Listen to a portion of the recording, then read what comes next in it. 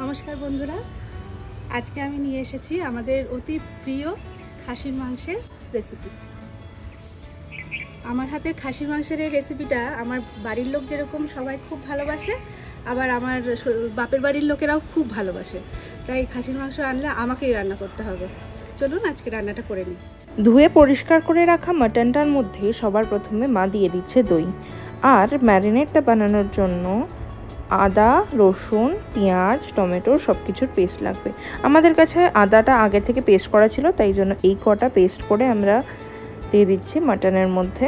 আর সঙ্গে নুন, হলুদ আর লঙ্কা গুঁড়ো দিয়ে দিচ্ছি, সঙ্গে তেজপাতা।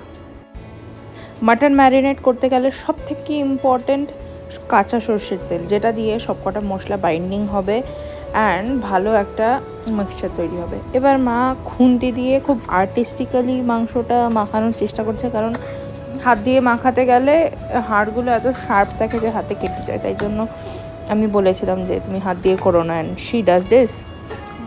অ্যাড করে দিচ্ছি সুন্দর লম্বা লম্বা করে কেটে রাখা পেঁয়াজ, অ্যান্ড আবার আমরা খুন্তি দিয়ে মিক্স করে নিচ্ছি।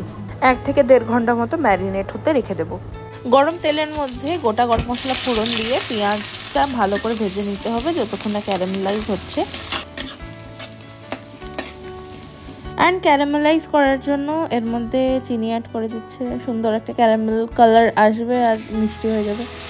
তারপরে এর মধ্যে মাটনগুলো দিয়ে দেওয়া হচ্ছে, অ্যান্ড মা এটাকে নিয়ার অ্যাবাউট 1 to 1.5 আওয়ার্স মতো কষিয়েছে। অনেক টাইম লেগেছে, ওয়েট করতে হয়েছে অনেকক্ষণ বাবারে। ঢাকা দেওয়ার ফলে অনেকটা জল বেরিয়েছে মাটন থেকে, অ্যান্ড ওটা শুকানোর জন্য অনেকক্ষণ ধরে কষাতেই হবে। কোলে উঠে পড়েছে রান্না করতে করতে। খাসির মাংস খাবে? ভালো খাও।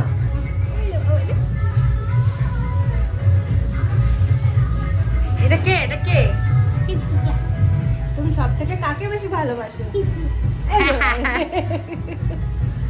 যাবে আমাদের সাথে?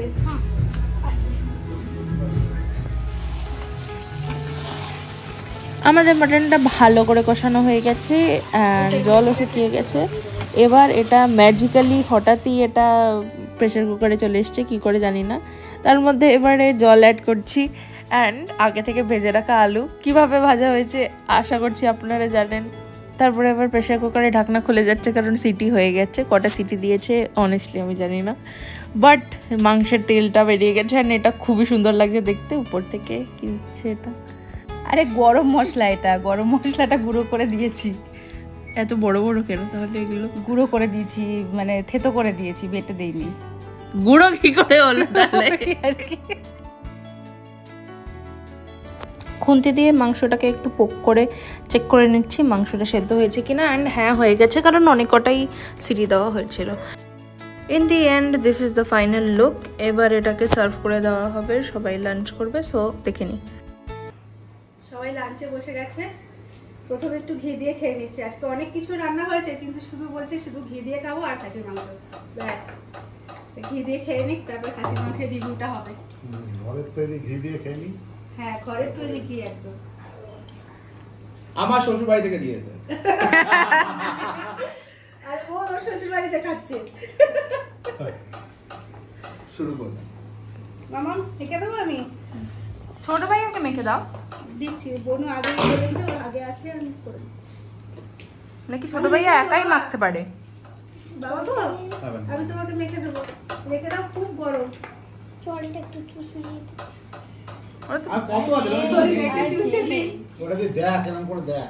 আমাদের দেখতে পাস নাকি? দেখ তো, আছিস? তোমার মুখটা দেখতে পাচ্ছি। দেখছিস তো? বাবার মুখ সাথে গেলে শুধু চোখটা দেখতে পাচ্ছি। দেখো, আমি একটু খাইয়ে দিই, বলো তো ঠিকঠাক আছে নাকি সব কিছু?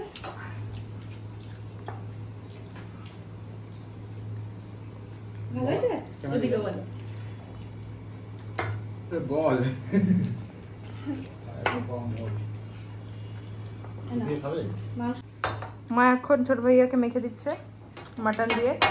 কিছু বলতে চাও ছোট ভাইয়া? না। যা বলো, কি রান্না করেছিস সেটা বলো। পিপিয়া। ভালো করে বলো। পিপিয়া। ও ওলা যে পিপিয়া রান্না করেছে আমার খেতে দারুণ লাগছে। লাগবে। খাও।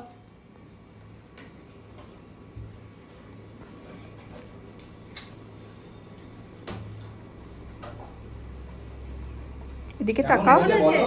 কেমন হচ্ছে? ওরে বাবা রে, আজকে মায়ের শরীরটা একটু খারাপ, ওই জন্য মা ঘরে আছে, আজ আমরাই খাওয়া দাওয়া করছি এখানে।